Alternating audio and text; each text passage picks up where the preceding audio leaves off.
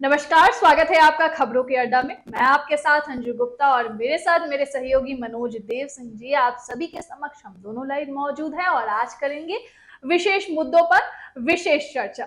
सबसे पहले बात उज्जैन के रेप कांड की, किस तरह से 12 साल की मासूम के साथ रेप के घटना को अंजाम दिया गया और लगभग 8 किलोमीटर तक 2.5 घंटे तक वो बहुत ही विचित्र अवस्था में वो रोड पर दौड़ती रही, भागती रही, लेकिन उसकी मदद करने के लिए कोई नहीं आया। उज्जैन के उस रेप कांड की जिसने पूरी सियासत को भी और खासतौर पर मध्य प्रदेश में हर लोग के दिलों को झकझोर दिया है। इस पर सियासी बवाल मचा हुआ है, इस पर तरह तरह के बयान सामने आ रहे हैं। रणदीप सुरजेवाला की बात करें, सुप्रिया श्रीनेत की बात करें, राहुल शर्मा जो पंडित जिसने उसे बचाया, जिसने पुलिस को इस बारे में जानकारी दी, उसकी भी बातें आपको सुनवाएंगे। शहजाद पुनेवाला ने क्या कहा, शिवराज सिंह चौहान ने क्या कहा और सचिन शर्मा जो वहां के एसपी हैं वो उन्होंने क्या कहा, इन तमाम बातों पर जिक्र करेंगे। और सबसे पहले आपको एक एक करके सबकी बातें सुनवाते हैं। पहले सुनिए कि रणदीप सुरजेवाला ने क्या कहा, उसके बाद हम इस मुद्दे पर चर्चा करते हैं। उज्जैन में जो हुआ उसने पूरे मध्य प्रदेश और देश की आत्मा को शर्मसार कर दिया। शिवराज सिंह चौहान जी, चुल्लू भर पानी में आपकी सरकार को डूबकर मर जाना चाहिए। 12 साल की एक बेटी, उसके साथ बलात्कार होता है। वो आधे वस्त्रों के अंदर 8 घंटे तक महाकाल की बाबा की नगरी में सड़कों पर दर दर की ठोकरें खाती फिरती है, शरीर से खून रिसता है, पर आपकी सरकार के कान पर जूं तक नहीं रेंगती। शिवराज सिंह चौहान को, भारतीय जनता पार्टी के नेताओं को उल्लास और उत्सव मनाने से फुर्सत मिले तो वो मध्य प्रदेश की बेटियों की चित्कार को सुन सके। क्या आपको उस 12 वर्ष की अबोध बालिका की चित्कार नहीं सुनती? क्या उसके साथ हुए अनाचार की आपको दुहाई नहीं सुनती? शिवराज सिंह चौहान जी, 12 वर्ष की अबोध बालिका सड़कों पर न्याय की गुहार लगाती घूमती रहे और सरकार को मालूम ना चले, और वो बेटी कह रही है माँ से भी गलत हुआ है। तो माँ से भी बलात्कार, बिटिया से भी बलात्कार, वो भी 12 साल की अबोध बालिका से, और सरकार सोई पड़ी है।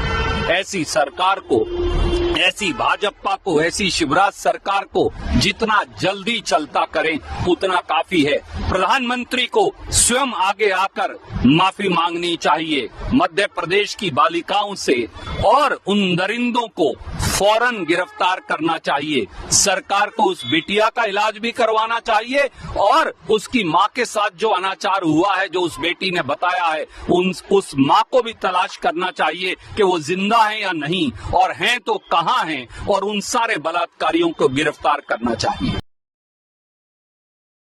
चलिए घटनाक्रम को और संक्षेप में जानते हैं और बच्ची को बचाने वाले पंडित राहुल शर्मा की बातें आपको सुनवाते हैं कि उन्होंने क्या कुछ कहा, उन्होंने क्या देखा, कैसा वो मंजर था जब बच्ची चल के उतनी दूर से आ रही थी, खून से लथपथ। रास्ते में जब पंडित ने उससे देखा तो किस तरह से उन्होंने उसको बचाया और फिर पुलिस में इस बात की जानकारी दी जिसके बाद बच्ची की मदद हो सकी।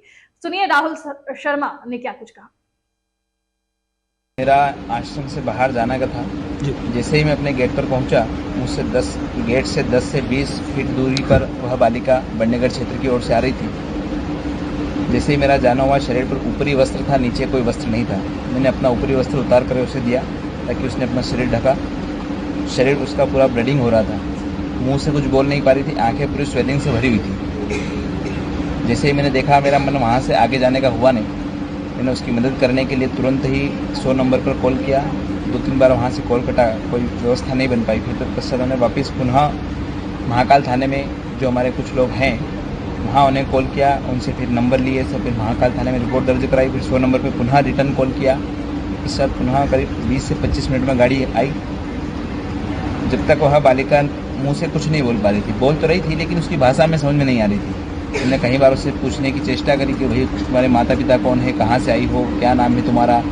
हमने उससे ये भी कहा कि तुम यहाँ सुरक्षित हो, किसी प्रकार कोई आपको डर नहीं है, अब आपका कोई बाल भी वाक़ा यहाँ नहीं कर पाएगा। यदि आप अपना मोबाइल नंबर या माता पिता का मोबाइल नंबर कोई जानती हो तो आप यहाँ बिल्कुल निसंकोच होकर के नंबर बता सकती हो, किसी प्रकार का डर आपको नहीं है। लेकिन बालिका फिर भी भयभीत थी।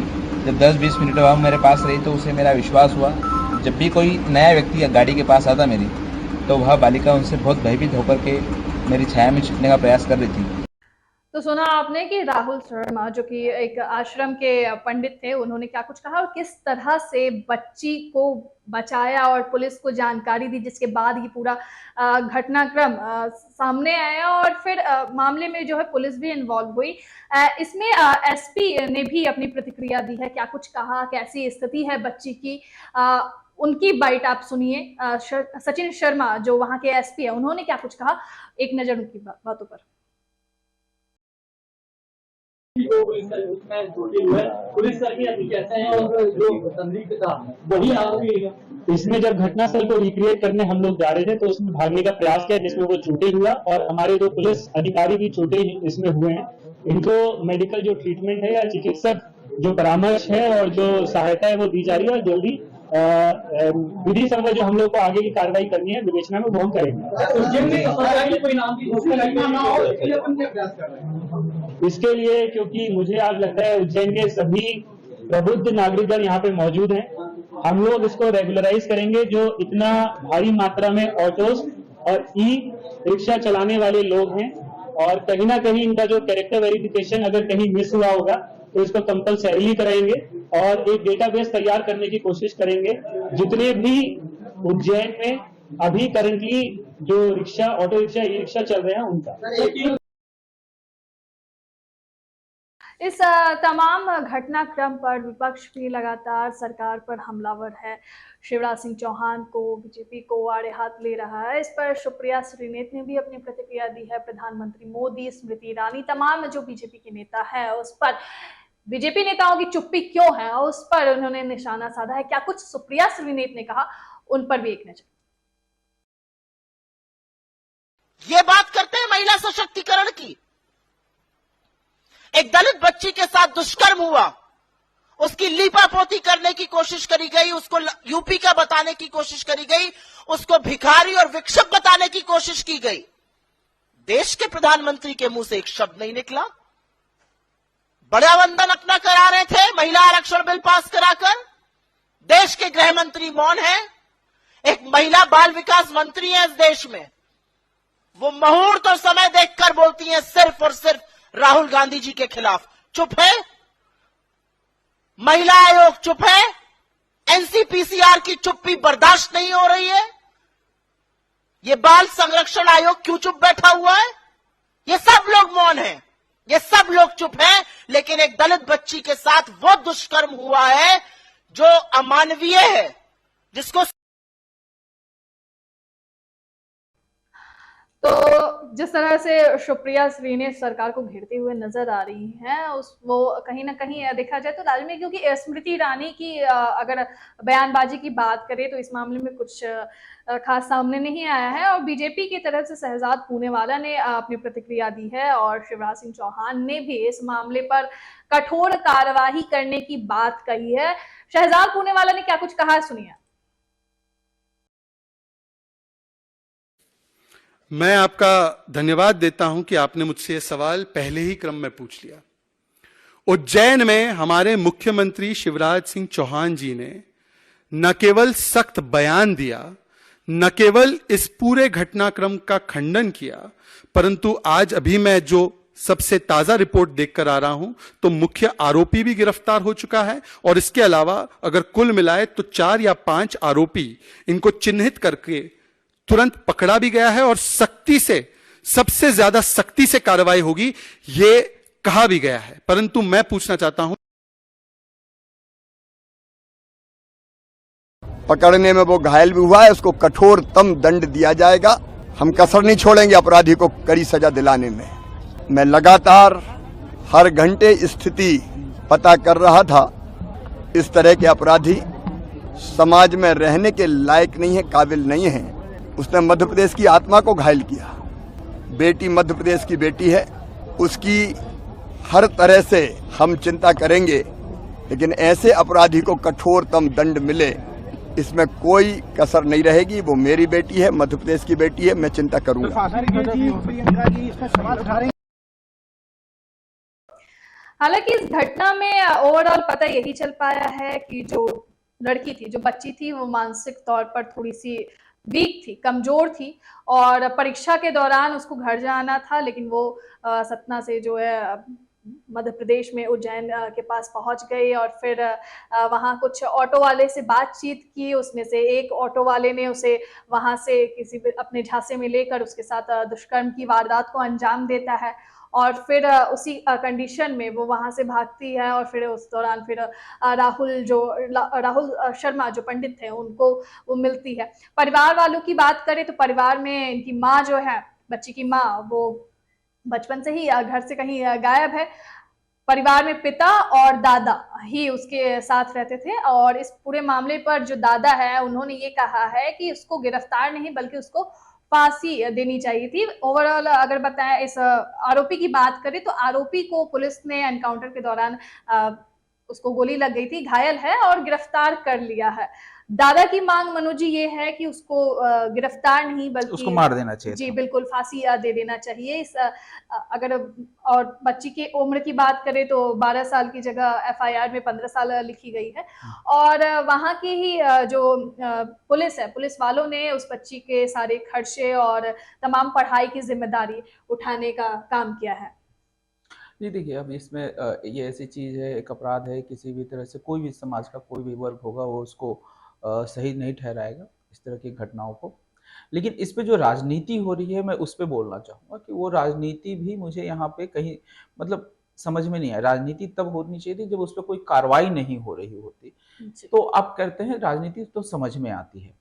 दूसरी चीज ये जो मुझे सुप्रिया श्रीनेत्र ने जिस तरह से इंटरव्यू दिया है उस ये एक आपत्तिजनक इंटरव्यू मुझे लगता है कि आप ठीक है आरोप लगाई, पर ये बात की दलित महिला तो क्या अगर वो सवर्ण होती और उसके साथ रेप होता तो आप उसको मान लेते कि नहीं चलो ठीक है दलित है इसलिए बुरा है, या कोई मुस्लिम होती तो और बुरा होता। तो राजनीति में आप जाति और धर्म को हर जगह घुसेड़े ये सही नहीं है, चाहे किसी भी पार्टी की बात हो। या अभी तक जैसे इस खबर को मैंने कहीं पे भी ये नहीं सुना कि वो किस धर्म या जाति से जो है वो बिलोंग करती है, पर सुप्रिया श्रीनेत्र के मुंह से हो सकता है मेरी नॉलेज में वो चीज ना आया हो, ये मैं मान सकता हूँ। पर देखिए अभी के जो सबसे बड़ी चीज है कि अब जैसे हिंदू धर्म आज ये कह रही हैं कि मोदी जी चुप हैं, गृह मंत्री चुप हैं, या फिर इन्होंने स्मृति ईरानी को भी कहा कि चुप है। तो ऐसे ही बहुत सारे मामले हैं जहां भाजपा वाले पूछते हैं कि राहुल जी क्यों नहीं बोलते, तो उस समय नहीं बोलते। लेकिन मुझे लगता है कि देखिए एक स्टेट में ये हुआ है और एक स्टेट की ये घटना है, किसी भी तरीके से कोई भी इसके समर्थन में तो नहीं रहता है ऐसी चीजों के। जो भी हुआ बच्ची के साथ जो भी हुआ गलत हुआ और बहुत सारी अफवाहें बुरी ये भी सुनने में आया था कि उसकी माँ के साथ भी हुआ और फिर बाद उसे मार दिया गया। तो दिन घटना हुई तो ये चीज क्लियर नहीं था कि आखिर हुआ क्या, बच्ची बोल नहीं पा रही थी और तरह तरह के कयास लगा रहे थे, तो इसीलिए जो है कयास लगाए जा रहे थे। तो इसमें जो है आप जो है चूंकि वहां चुनाव हो रहे हैं इसलिए राजनीति करने की कोशिश करना मुझे लगता है ये सही नहीं है। सरकार ने जो अपना काम किया और जितनी जल्दी, क्योंकि जब बच्ची बोल नहीं पा रही है उसके बावजूद जो है मुझे लगता है एक ऑटो ड्राइवर को खोज खाज के निकालना, पकड़ लेना, जब उसे गोली भी लगी है और या गोली लगी या नहीं लगी मैटर नहीं करता है, पुलिस ने उसे खंगाल लिया। जबकि एक बच्ची जो ढंग से नहीं बोल पा रही है तो ऐसे कंडीशन में एक ऑटो ड्राइवर को पहचानना ये बहुत बड़ी चीज होती है। उसके लिए पुलिस जब तक कहा जाए पूरे डेडिकेशन के साथ नहीं लगेगी तब तक नहीं पकड़ सकती। तो खाना पूर्ति करने की कोशिश करती तो ये नहीं होता। इसका मतलब सरकार का दबाव कहीं ना कहीं प्रेशर इस चीज पे था और उसका ही रिजल्ट है कि वो जो अपराधी है वो पकड़ा गया। देखिए इसकी सजा क्या होनी चाहिए नहीं होनी चाहिए इस पे तो सालों से चल रहा है कि जो है जो दुष्कर्म के अपराधी होते हैं उनको जो फांसी की सजा दो, ये दो वो दो, इस चीजें चलती आ रही है। जब कोई घटना होती है तो फिर से मांग उठती है लेकिन फिर वैसे ही चली जाती। तो होना चाहिए नहीं होना चाहिए वो अलग बात है। सरकार ने पुलिस ने अपना काम बखूबी निभाया। अब उसके साथ ये जो घटना घटी है उसमें जाहिर सी बात है कि कहीं ना कहीं कहा जाए कि हमारा समाज जो है इस तरीके से बन गया है आज कि अगर कोई भी अकेली लड़की कहीं जा रही है और अगर वो इस तरह से है जो कमजोर नजर आती है तो उस पे ये चीजें होती है, तो हमें वहां काम करने की जरूरत है, उसमें कोई दो राय नहीं है। लेकिन अब इस चीज के लिए राजनीति जिस तरीके से की जा रही है मुझे लगता है कि ये सही नहीं है। हालांकि चूंकि चुनाव है तो ऐसी चीजें तो लोग अवसर ढूंढते हैं, जी बिल्कुल। तो मुझे लग रहा है कि ये अवसर ढूंढने वाली बात है और ये नहीं होना चाहिए। पर देखिए एक चीज है, कोर्ट ने कहा है कि कोई भी दंगा हो तो हम समुदाय का नाम नहीं लेंगे, कोई भी रेप का कांड होता है तो उस पर जो हम उसके जाति धर्म की बात नहीं करेंगे।